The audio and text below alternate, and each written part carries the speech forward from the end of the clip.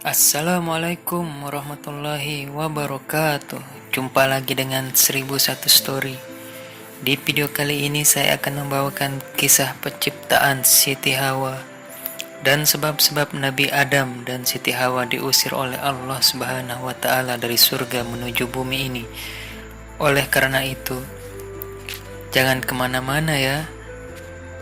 Jangan lupa untuk dukung terus channel ini agar saya semakin semangat untuk merangkum kisah-kisah Islami dengan cara mengklik tombol subscribe, dan jangan lupa like, komen, dan share sebanyak-banyaknya. Makasih.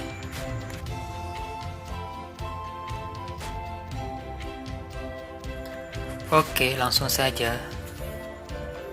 Bismillahirrahmanirrahim. Setelah iblis diusir dan dikeluarkan dari surga oleh Allah Subhanahu wa taala, Adam pun mulai menempati surga yang disediakan untuknya. Setiap saat ia berjalan sendiri, mondar-mandir seorang diri, tanpa ada istri yang menemani, hingga suatu saat dari Ibnu Mas'ud dan dari sekelompok para sahabat bahwa mereka pernah berkata, iblis dikeluarkan dari surga dan Adam ditempatkan di surga. Beliau berjalan-jalan sendirian di dalam surga dan mengisi hari-harinya di sana tanpa ada istri yang mendampinginya. Beliau tertidur sejenak.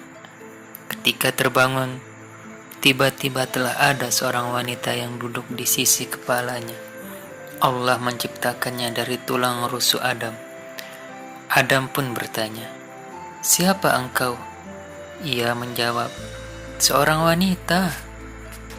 Adam bertanya lagi, "Untuk apa engkau diciptakan?"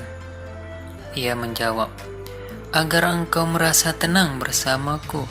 Selanjutnya, para malaikat bertanya kepada Adam yang telah mencapai kesempurnaan ilmu, "Siapakah namanya, wahai Adam?" Adam pun menjawab, "Namanya Hawa." Para malaikat kembali bertanya, "Mengapa namanya Hawa?" Adam pun menjawab, "Karena ia diciptakan dari sesuatu yang hidup." Muhammad bin Ishaq menceritakan dari Ibnu Abbas bahwa Hawa diciptakan dari tulang rusuk Adam, yaitu tulang rusuk sebelah kiri yang paling bengkok atau yang paling pendek. Ketika Adam sedang tidur, lalu ditutupnya tempat itu dengan daging. Hal ini pun selaras dengan firman Allah Subhanahu wa taala dalam Quran surat An-Nisa ayat 1 hingga akhir ayat yang berbunyi, "Hai sekalian manusia, bertakwalah kepada Tuhanmu yang telah menciptakan kamu dari seorang diri, dan darinya Allah menciptakan istrinya, dan dari keduanya Allah memperkembangbiakkan laki-laki dan perempuan yang banyak." Setelah terciptanya Hawa, Adam pun tidak pernah merasa kesepian lagi. Yang tadinya hanya menikmati surga sendiri, kini telah ada seorang istri yang setiap saat menemani hari-harinya, berjalan bersama, makan minum bersama, layaknya sepasang kekasih yang saling mencintai. Hingga pada suatu ketika terdengarlah firman Allah Subhanahu wa taala kepada keduanya, "Wahai Adam, diamilah oleh kamu dan istrimu surga ini, dan makanlah makanan-makanan yang banyak lagi baik di mana saja yang kamu sukai. Dan ingatlah, janganlah kalian dekati pohon ini yang dapat menyebabkan kamu termasuk orang-orang yang zalim." Quran Surat Al-Baqarah ayat 35. Mendengar firman itu, keduanya mentaatinya.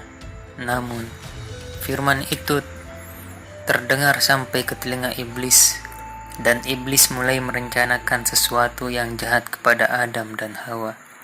Hingga suatu saat, iblis mulai melancarkan aksinya dengan membisikkan suatu kalimat kepada keduanya. Iblis berkata, "Maukah aku tunjukkan kepadamu tentang sebatang pohon yang jika engkau memakan buahnya akan membuatmu kekal selamanya dengan berbagai macam kenikmatan yang telah kau rasakan di dalamnya. Engkau akan terus-menerus berada di dalam kerajaan surga yang tidak akan pernah hancur dan binasa. Kata-kata setan ini hanya merupakan tipu daya dan informasi yang bertolak belakang dengan kenyataan yang sebenarnya. Keduanya pun mulai penasaran dengan pohon yang dilarang didekati oleh Allah Subhanahu wa Ta'ala. Dengan kecerdikan dan kelicikan iblis, keduanya pun akhirnya mendekati pohon tersebut. Firman Allah Subhanahu wa Ta'ala dalam surat Al-A'raf ayat 22.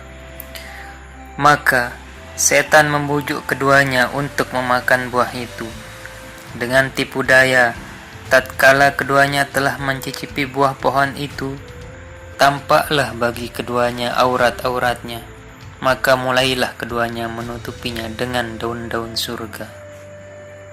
Adapun Hawa lebih dulu memakan buah pohon itu sebelum Adam, dan ialah yang mendesak Adam untuk memakannya. Wallahu a'lam.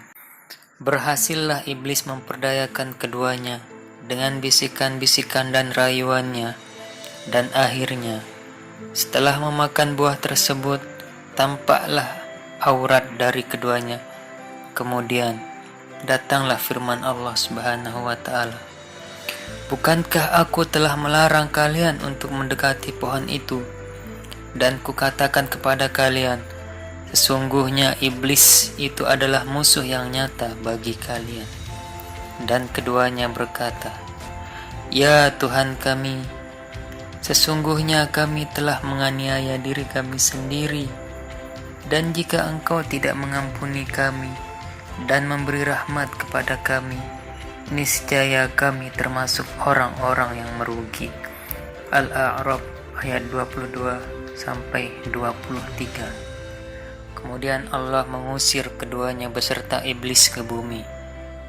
Allah berfirman, turunlah kamu sekalian, sebagian kalian menjadi musuh bagi sebagian yang lain, dan kamu sekalian mempunyai tempat kediaman dan kesenangan, tempat mencari kehidupan di muka bumi sampai waktu yang telah ditentukan.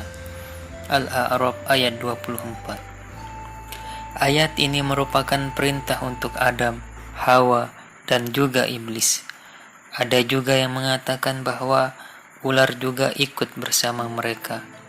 Mereka diperintahkan untuk turun dari surga ketika terjadi permusuhan dan pertengkaran di antara mereka. Dari Ibnu Athayyah berkata, Adam menempati surga selama 100 tahun. Dalam riwayat lain menyebutkan 60 tahun. Beliau menangisi surga 70 tahun, menangis selama 70 tahun karena menyesali kesalahannya, dan menangis selama 40 tahun ketika anaknya terbunuh. Hadis riwayat Ibnu Asakir. Alhamdulillah, sekian dulu ya saudara-saudara. Terima kasih yang sudah menyimak hingga akhir kisah.